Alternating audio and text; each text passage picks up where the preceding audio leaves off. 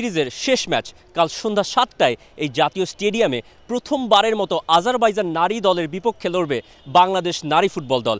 আফ্রিদা ঋতুপর্ণাদের একটা কঠিন পরীক্ষা অপেক্ষা করছে, যেখানে তাদের লড়তে হবে ফেনেরবাচে জেনিথ সেন্ট পিটার্সবার্গে খেলা প্লেয়ারদের বিপক্ষে। মিশন অস্ট্রেলিয়ার আগে একটা বিগ ম্যাচ, যেখানে পুরো দলকে নিজেদের মেলে ধরতে হবে।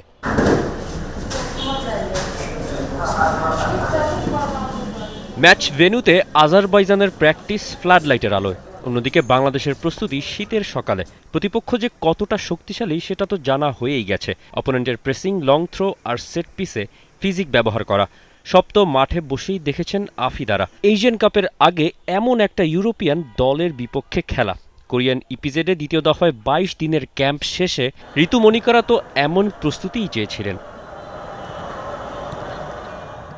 পিটার বাটলার মিডিয়া সেশন এড়িয়ে মনোনিবেশ করেছেন ট্রাই নেশন সিরিজের শেষ ম্যাচে। অন্যদিকে আজারবাইজান কোচ বলছেন মালয়েশিয়ার বিপক্ষে বাংলাদেশের জয়টাই প্রাপ্য ছিল, আর শেষ ম্যাচে কেমন দর্শক হয় সেটাও দেখতে তর সইছে না সিয়াসাত Azgarover. Öncəliklə hamınızı salamlayıram, xoş gəlmisiniz. Doğrudan da çox məmnun oluruq ki, biz bu gün buradayıq və sizlərin önündəyik. O ki qavalında oyuna gələndə biz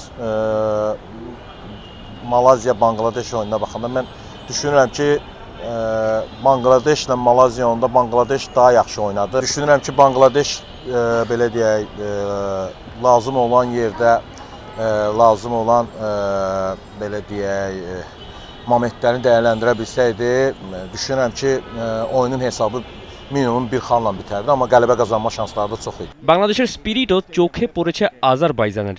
দুই উইংয়ে ঋতুপর্ণা ও শামসুন নাহারের দিকে থাকবে বাড়তি মনোযোগ।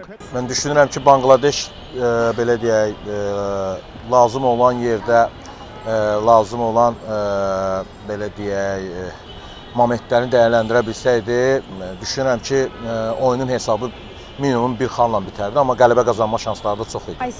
Və belə deyək, bundan öncəki oyunları belə biz analiz eləyəndə, istər Malazya olsun, istər Bangladeş olsun, Azerbaijan captain savings অনেক চেষ্টার পরও গোল পাননি প্রথম ম্যাচে। ফেনেরবাচেতে খেলা পেরিতানের মিডফিল্ড ব্যাটেল হবে মারিয়া মান্দার সঙ্গে, আর ঋতু তহুরাদের টপকাতে হবে জেনিতের ডিফেন্ডার নিগার মিরাজলিয়েভাকে। বাংলাদেশ নেবে এশিয়ান কাপের প্রস্তুতি আর আজারবাইজান ওয়ার্ল্ড কাপ কোয়ালিফায়ারের। প্রীতি টুর্নামেন্ট হয়ে উঠবে কম্পিটিটিভ, হিসেব মিলবে ৯০ মিনিটে।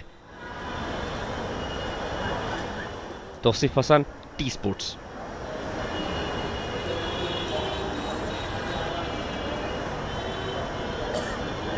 For more updates, subscribe to our YouTube channel and click on the bell icon.